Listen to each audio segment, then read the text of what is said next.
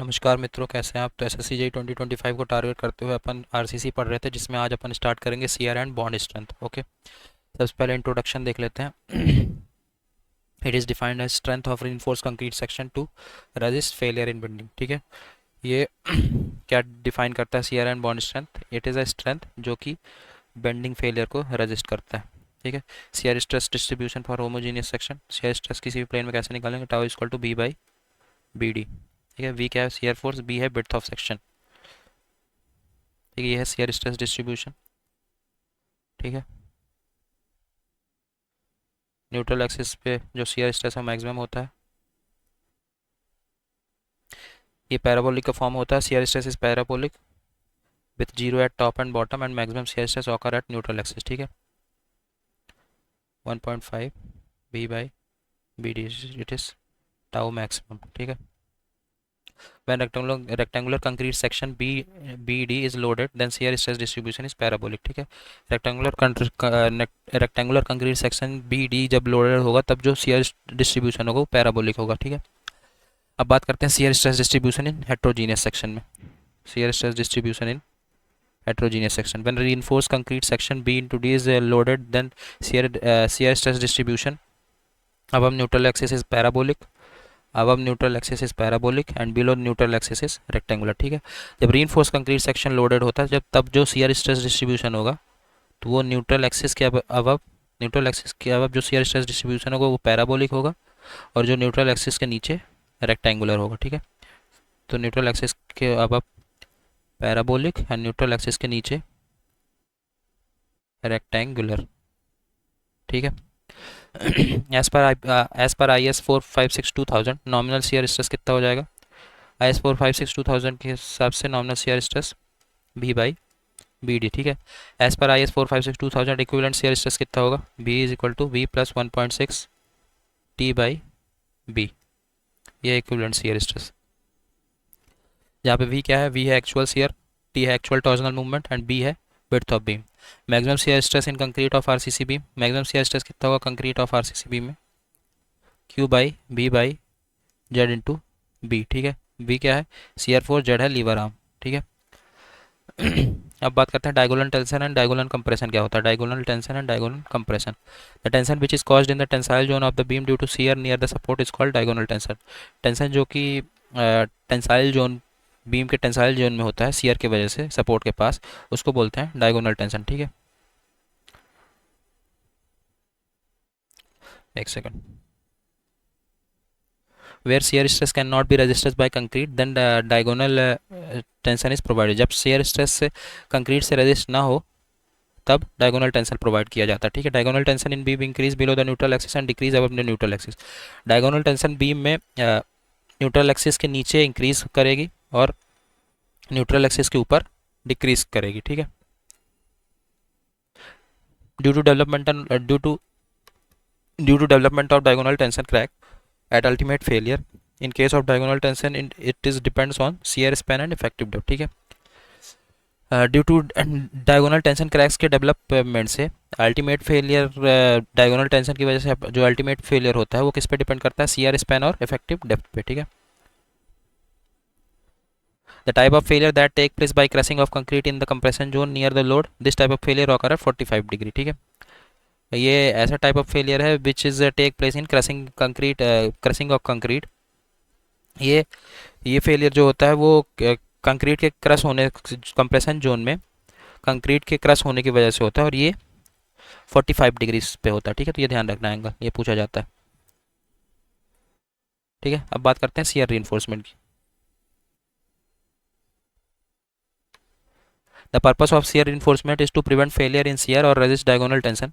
जो shear reinforcement का purpose होता है वो क्या होता है, to prevent shear, to prevent failure in shear और रेजिस्ट डायगोनल टेंशन। ठीक है, तो सीआर रीइंफोर्समेंट देने का पर्पस ये होता है कि सीआर में जो फेलियर हो रहा है उसको रेजिस्ट करना और उसको प्रिवेंट करना, सीआर में जो फेलियर हो रहा है, और डायगोनल टेंशन को रेजिस्ट करना, ये पर्पस होता है सीआर रीइंफोर्समेंट का। ठीक है, इसको वेब रीइंफोर्समेंट भी बोलते हैं सीआर रीइंफोर्समेंट को। अब देखते हैं कितने तरह के सीआर रीइंफोर्समेंट होते हैं। एक सेकंड।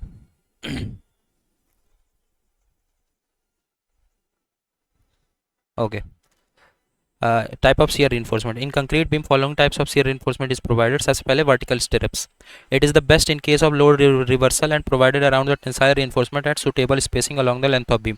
ये बेस्ट है किस केस में, जब लोड रिवर्सल ऑफ लोड के केस में बेस्ट है, और इसको प्रोवाइड किया जाता है टेंसाइल reinforcement के अराउंड एक सुटेबल स्पेसिंग में along the length of beam. ठीक है, जो वर्टिकल स्टिरप्स के डायमीटर होते हैं कितने होते हैं, 6 से 12 mm के बीच में होते हैं। ठीक है, हैंगिंग बार जिसको एंकर बार बोलते हैं उसका डाया कितना होता है, 8 mm से 12 mm तक। ठीक है, तो वर्टिकल स्टिरप्स के डाया होते हैं 6 से 12 mm, और हैंगिंग बार या के एंकर बार के डाया होते हैं 8 से 12 mm के बीच। ठीक है, spacing between two stirrups should not greater than lever arm, जो स्पेसिंग होगी दो स्टिरप्स के बीच वो लीवर आर्म से ज़्यादा नहीं होना चाहिए। ठीक है ये है डायगोनल टेंशन क्रैक जो कि 45 डिग्री पे होता है, एंड ये है फ्लेक्सर क्रैक जो कि 90 डिग्री से स्टार्ट होकर होता है। ठीक है, फ्लेक्सर शियर क्रैक। ठीक है, एंड ये होता है डायगोनल टेंशन फेलियर, वो ऐसे शो करते हैं। ठीक है, अब बात करते हैं वर्टिकल स्टिरप की स्पेसिंग के बारे में। स्पेसिंग ऑफ वर्टिकल स्टिरप्स को कैसे निकालते हैं, 0.87 F by ASB D upon BUS। ठीक है, एफ बाई जो है वो 415 न्यूटन पर mm से स्क्वायर से ज़्यादा नहीं होना चाहिए LSM के केस में। ठीक है, और WSM के केस में स्पेसिंग बिटवीन स्टेप्स कैसे निकालेंगे, S B equal to sigma SB ASB D upon VS। ठीक है, VS क्या है, total shear force on section, sigma SB है permissible stress in strip, permissible stress in stirrups, ASB है area of one vertical stirrups, S है spacing between stirrups, and D है effective depth of section. ठीक है, ये जो है BUS ये क्या है, अल्टीमेट मतलब कि अल्टीमेट शियर फोर्स। ठीक है, तो मतलब फैक्टर्ड शियर फोर्स है BUS, मतलब 1.5 का इंटू कर देंगे, फैक्टर ऑफ सेफ्टी का इंटू करेंगे उस पर। अब बात करते हैं नोट क्या है। First stirrup provided at the half distance of the above spacing. ठीक है, जो स्पेसिंग अपन ने ऊपर निकाली है, जो पहला स्टिरप प्रोवाइड करेंगे वो SB/2 डिस्टेंस पे प्रोवाइड करेंगे। ठीक है, ये था वर्टिकल स्टिरप्स। अब बात करते हैं inclined bars of shear reinforcement की। Inclined bars of shear reinforcement। ठीक है, in simply supported beam bending movement is maximum at mid span and zero eight support. Simply supported beam में जो बेंडिंग मूवमेंट होता है वो मिड स्पैन पे maximum होता है और सपोर्ट पे जीरो होता है। ठीक है, but in shear case shear force is maximum eight support and minimum at mid span. लेकिन जो शियर फोर्स होता है वो सपोर्ट पे मैक्सिमम होता है और मिड स्पैन पे मिनिमम होता है।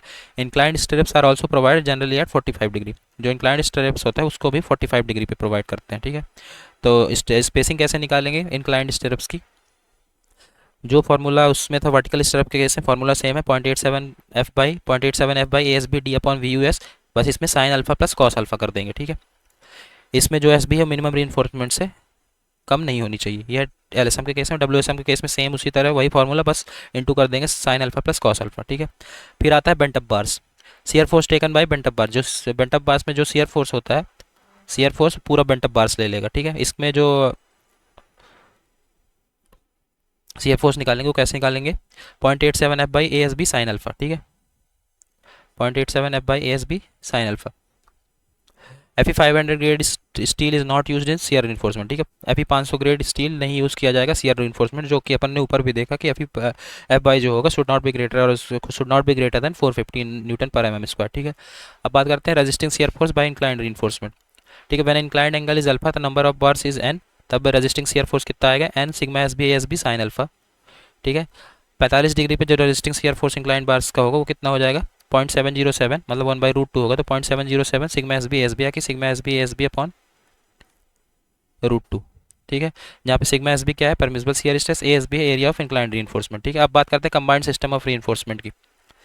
कंबाइंड सिस्टम ऑफ reinforcement जो टोटल शियर फोर्स है वो किसके बराबर हो जाएगा, shear force by inclined stirrup and shear force taken bye vertical stirrups. ठीक है, when bent up bars are provided the shear resistance contribution shall not be more than 50% of total shear. जब bent up bar provide किया जाएगा तो जो shear resistance contribution है वो total shear के 50% से ज़्यादा नहीं होना चाहिए। ठीक है, अब बात करते हैं कुछ प्रोविजन शियर reinforcement की। सबसे पहले नॉमिनल शियर स्ट्रेस, जिसको टाउ एवरेज भी लिखते हैं, उसको कैसे निकाल लेंगे, V/BD, it is the average shear stress in cross section. फिर आता है डिजाइन शियर स्ट्रेस, इसको टाउ से रिप्रेजेंट करते हैं, किस पे डिपेंड होता है, एरिया ऑफ कंक्रीट पे डिपेंड होता है और percentage of main tension reinforcement depend होता है। इसको निकालते हैं tau not equal to tau C equal to V0/BD। ठीक है, अगर परसेंटेज ऑफ AST इंक्रीज होगा तो टाउ सी भी इंक्रीज होगा, which is directly proportional to tau C. Grade increase होगा तो टाउ सी इंक्रीज होगा। तो टाउ सी किससे किसके प्रोपोर्शनल है, परसेंटेज ऑफ AST से प्रोपोर्शनल है डायरेक्टली, और टाउ सी प्रोपोर्शनल है डायरेक्टली प्रोपोर्शनल है ग्रेड से, ठीक है। Percentage of A S T कैसे निकालेंगे, A S T support upon B D into 100, ठीक है। अब बात करते हैं मैक्सिमम डिजाइन शियर स्ट्रेस कितना होता है, tau C max. Shear stress developed in the beam should not be more than maximum shear stress, जो शियर स्ट्रेस बीम में डेवलप्ड होगी वो इस टाउ सी मैक्स से ज़्यादा नहीं होनी चाहिए, ठीक है। तो शियर स्ट्रेस जो डेवलप होगी वो always less than tau C max होनी चाहिए। टाउ सी मैक्स कितना कितना होगा देख लेते हैं अलग अलग ग्रेड के हिसाब से, ठीक है। टाउ सी मैक्स डिपेंड करता है ग्रेड ऑफ कंक्रीट पे, ठीक है। तो M15, M20, 25, 30, 35, 40 and above. LSM के केस में देखते हैं टाउ सी मैक्स 2.5, 2.8, 3.1, 3.5, 3.7, 4, ठीक है। तो ये ध्यान रखना है अपने को, 2.5 plus 0.3 plus 0.3 plus 0.4 plus 0.2 plus 0.3, ठीक है। तो अपने हिसाब से ध्यान रखना है 2.5, 2.8, 2.8, 3.1, 3.5, 3.7 एंड 4। और मेजरली अपने को LSM वाला तो ध्यान ही रहना चाहिए, और हो सके तो WSM भी याद कर लो, ठीक है। 1.6, 1.8, 1.9, 2.2, 2.3, 2.5, पर मोस्टली जो पूछा जाता है वो LSM वाला पूछा जाता है, ठीक है। LSM में टाउ सी मैक्स को कैरेक्टरिस्टिक कंप्रेसिव स्ट्रेंथ के हिसाब से भी निकाला जाता है। टाउ सी मैक्स कैसे निकाल सकते हैं, 0.63 अंडर रूट FC के, तो अप्रॉक्स टाउ सी मैक्स आ जाएगा, ठीक है। If tau V less than if tau V less than tau C minimum shear reinforcement provide करेंगे। अगर जो टाउ वी है वो टाउ सी से कम होगा तो मिनिमम शियर रिइंफोर्समेंट अपन प्रोवाइड करेंगे, ठीक है। टाउ सी क्या था, डिज़ाइन शियर स्ट्रेस। अगर nominal shear stress design shear stress से कम होता है तो अपन शियर रिइंफोर्समेंट प्रोवाइड करेंगे, ठीक है। तो शियर रिइंफोर्समेंट प्रोवाइड करने के लिए क्या करेंगे, ASB by BSB 0.4 upon 0.87 F by, ठीक है। तो SB क्या है, area of shear reinforcement. SB है stirrups spacing along the length of bar, length of member. ASB क्या है, total cross sectional area of stirrups of leg, ठीक है। अब बात करते हैं कुछ की पॉइंट्स की। The permissible shear stress in concrete depends upon grade of concrete and percentage of steel in tension. जो परमिसिबल शियर स्ट्रेस है कंक्रीट का वो ग्रेड ऑफ कंक्रीट और percentage of steel in tension पे डिपेंड करता है।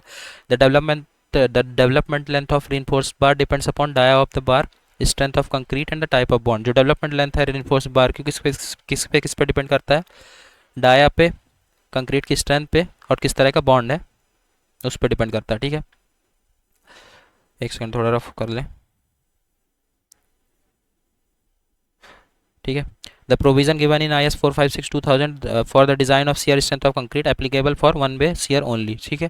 जो IS 456/2000 में design shear strength of concrete के लिए प्रोविज़न दिए गए वो सिर्फ वन वे शियर के लिए ही एप्लीकेबल है, ठीक है।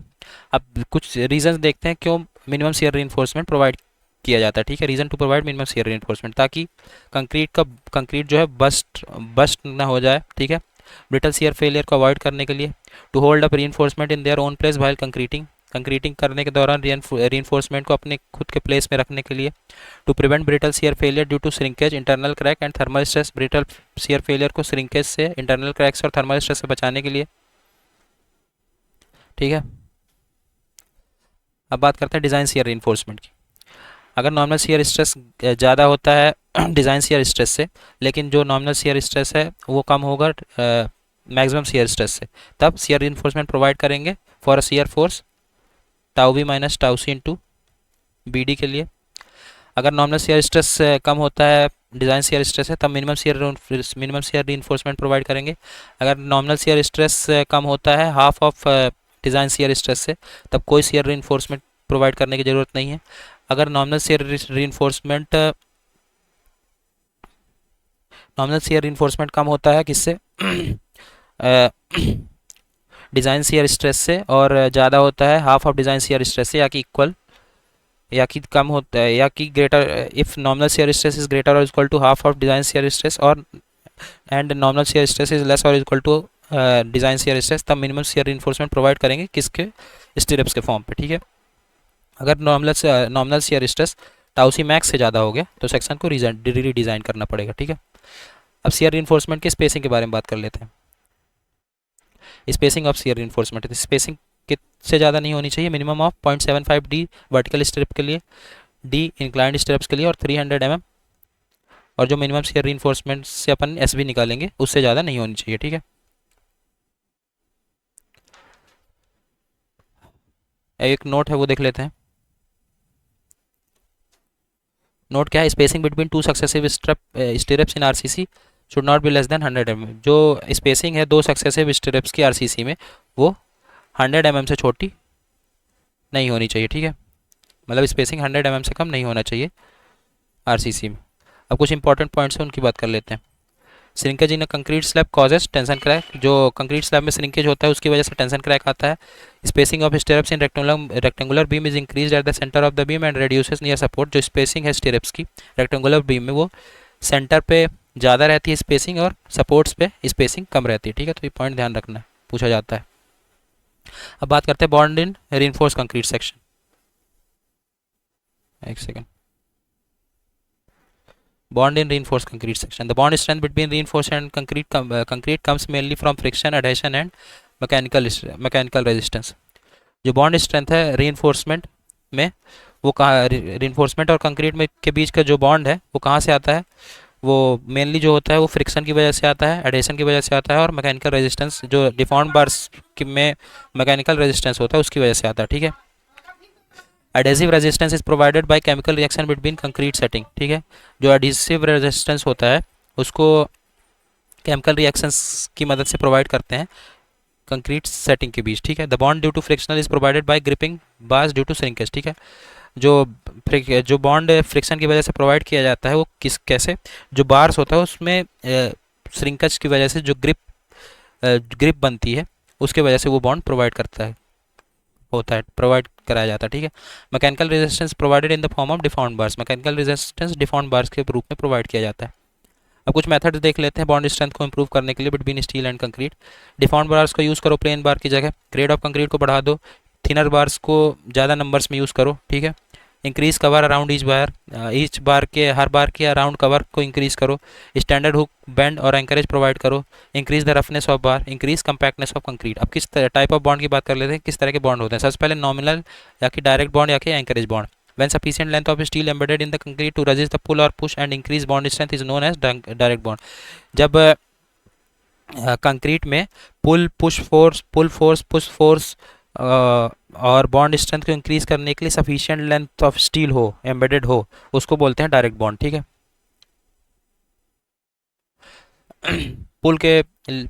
पुल और पुश में जो बॉन्ड होता है उससे शियर स्ट्रेस कितना होगा? π/4 phi square into sigma S T, ठीक है। एक सेकेंड।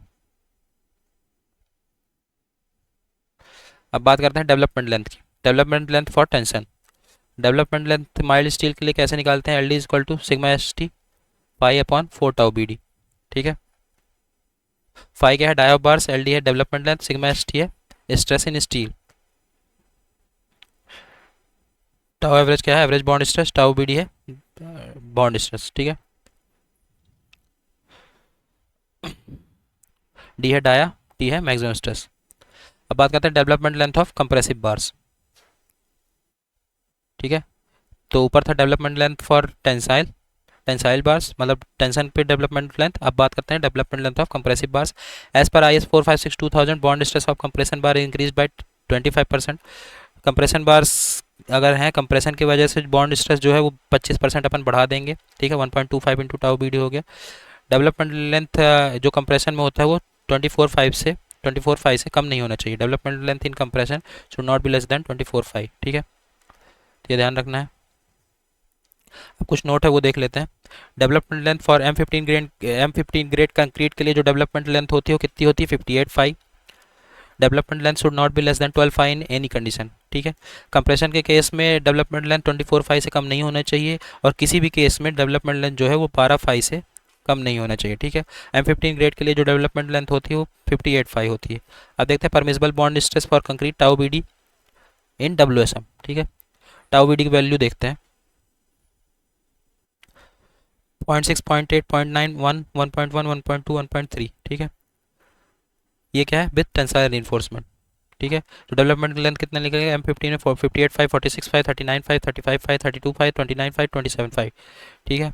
और टॉर्जन बार के लिए 0.96, 1.8, 1.44, 1.76, 1.98, 2.08, ठीक है। कंप्रेशन रिइंफोर्समेंट में FE 250 के लिए 0.75, 1, 1.125, 1.25, 1.38, 1.5 एंड FE 415 500 के लिए 1.2, 1.6, 1.8, 2, 2.1, 2.4, ठीक है। एच बाई एच डी बार के केस में एल एस एम में 60% बढ़ा देंगे अपन बॉन्ड स्ट्रेस, और डब्ल्यू एस एम में 40% बढ़ा देंगे बॉन्ड स्ट्रेस, ठीक है। एल एस एम में 60% और डब्ल्यू एस एम में 40%। अब anchorage value for various type of hooks की बात करते हैं, अलग अलग टाइप ऑफ हुक की उनकी एंकरेज वैल्यू की बात करते हैं। 45 डिग्री बेंड है तो एंकरेज वैल्यू कितनी होगी 4.5, 90 डिग्री बेंड है तो 8.5, 135 डिग्री बेंड है तो 12.5, एंड 180 डिग्री बेंड है या कि जिसको स्टैंडर्ड हुक भी बोलते हैं तो 16.5, ठीक है। 45, 90, 135, 180, 4, 8, 12, 16, ठीक है। अब बात करते हैं लोकल बॉन्ड स्ट्रेस की, या कि जिसको फ्लेक्सरल बॉन्ड भी बोलते हैं। वो क्या होगा, it is the ratio of shear force at the section upon total perimeter of bar into lever arm, ठीक है। तो टाउ बी डी क्या हो जाएगा, टाउ बी डी क्या है, लोकल बॉन्ड स्ट्रेस या कि flexural bond, it is shear force upon N pi phi, मतलब total perimeter of bar into lever arm, ठीक है। एन है नंबर ऑफ बार, जेड है लीवर आर्म। अब बात करते हैं development length of bar in tension. Relation between development length and resisting movement at any beam section. Development length और resisting movement के बीच का रिलेशन क्या होता है, M one by we. M one क्या होगा, sigma S T A S T Z upon V, ठीक है। The design drawing stress the design drawing stress should not exceed its permissible limit. It should be, जो design जो development length है वो M1 से बड़ा ज़्यादा नहीं होना चाहिए, ठीक है। फ्लेक्सर के केस में जो डेवलपमेंट लेंथ होगा वो कितना होना चाहिए, should not be less than M1/B plus L naught, ठीक है। एल नॉट क्या है, anchorage length due to hook. Maximum जो एल नॉट की वैल्यू है वो कितनी होनी चाहिए, डी या कि 12.5 मैक्सिमम, ठीक है। Due to over safely simply supported beam the value of M1/B is increase by 30%, ठीक है। अगर सिंपली सपोर्टेड बीम है तो अपन ओवर सेफ्टी देंगे 1.3 टाइम्स ऑफ दिस वैल्यू को इंक्रीज कर देंगे प्लस एल नॉट, ठीक है। तो ये वैल्यूज़ याद रखनी है, ठीक है। अब बात करते हैं कर्टेलमेंट की, टेंसाइल बार के कर्टेलमेंट की, कर्टेलमेंट ऑफ टेंसाइल बार्स, ठीक है। It is way of reducing the area of tensile reinforcement at the point where bending movement is minimum और zero for the purpose of economic design, ठीक है। जहाँ पे bending movement minimum है या कि जीरो है तो वहाँ पे जो टेंसाइल रिइंफोर्समेंट देने का कोई लॉजिक नहीं है, और इसी को अपन कर्टेल करके काट के अपन इकोनॉमिक डिज़ाइन ऑफ मेंबर कर सकते हैं, ठीक है। अपना जो कॉस्ट है उसको रिड्यूस कर सकते हैं, ठीक है। ये एक सेक्शन लिया गया है एक्स एक्स, इसकी वैल्यू दी गई इधर। नोट क्या है, in simply supported slab alternate bars are curtailed at 1/7 of the span, ठीक है। सिंपली सपोर्टेड स्लैब में जो अल्टरनेट बार्स हैं वो 1/7 टाइम ऑफ टोटल स्पैन के L/7 पे कर्टेल्ड किए जाते हैं, ठीक है। अब बात करते हैं एंकरेज वैल्यू ऑफ हुक की, हुक के एंकरेज वैल्यू की। As per IS 4562,000, when the required development length is not available in tensile bar, then hook is provided according to IS 2502, ठीक है। IS 4562,000 के अनुसार जब रिक्वायर्ड डेवलपमेंट लेंथ टेंसाइल बार के case के लिए अवेलेबल ना हो, तब जो हुक है वो IS 2502 के अनुसार प्रोवाइड करते हैं, जिसमें रेडियस ऑफ हुक को K5 लिया जाता है, ठीक है।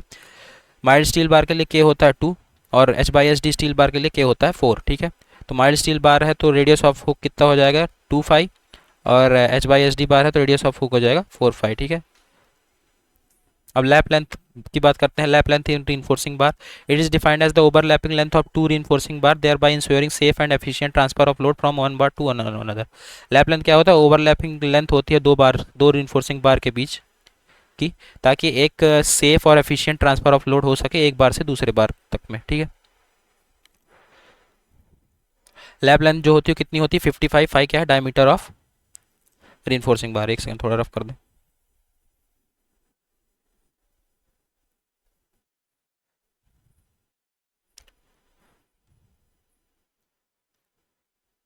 ओके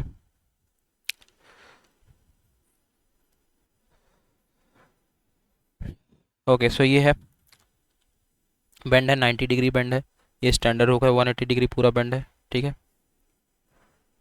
तो यहाँ से यहाँ तक पूरा जो दे सकते हैं इतना मिनिमम 4.5 दे सकते हैं, यहाँ से यहाँ तक मिनिमम 4.5 दे सकते हैं, ठीक है।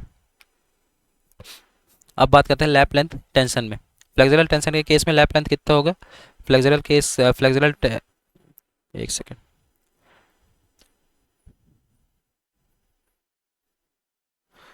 वेट अ सेक,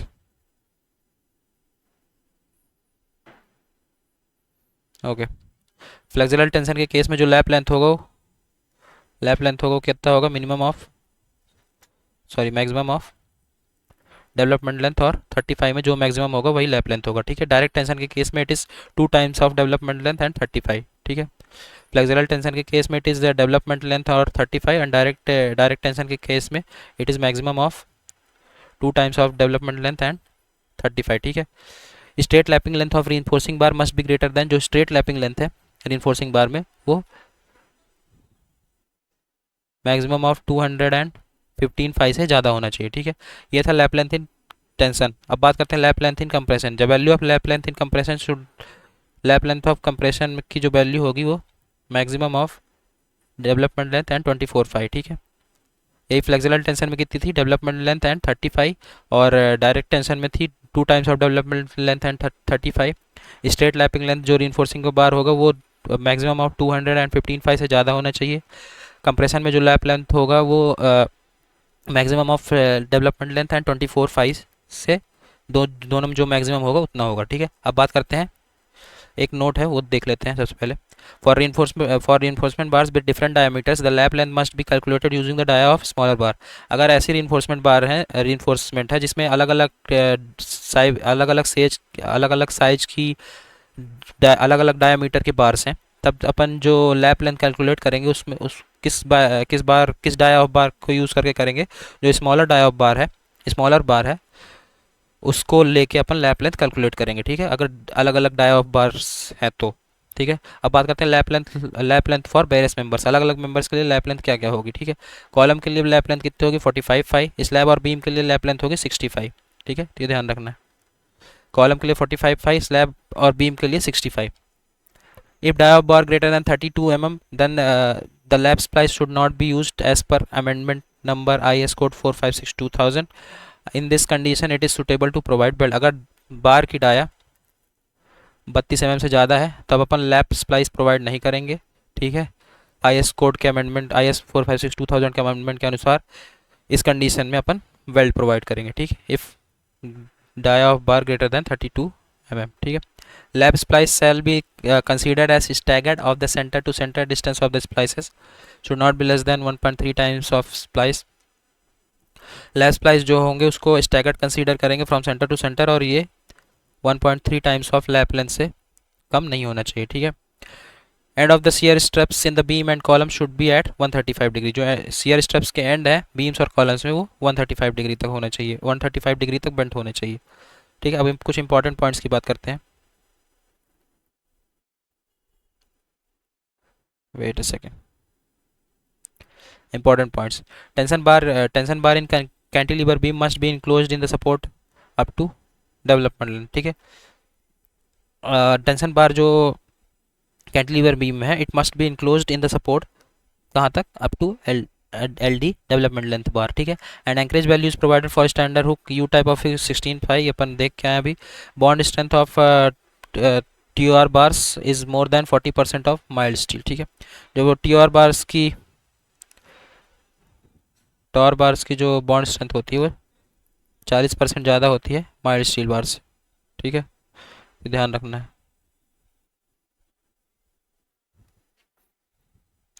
ओके, सो यहाँ पे अपना shear and bond strength complete होता है। अब नेक्स्ट चैप्टर में अपन पढ़ेंगे रीइंफोर्समेंट कंक्रीट स्लैब के बारे में। Okay, so thank you so much.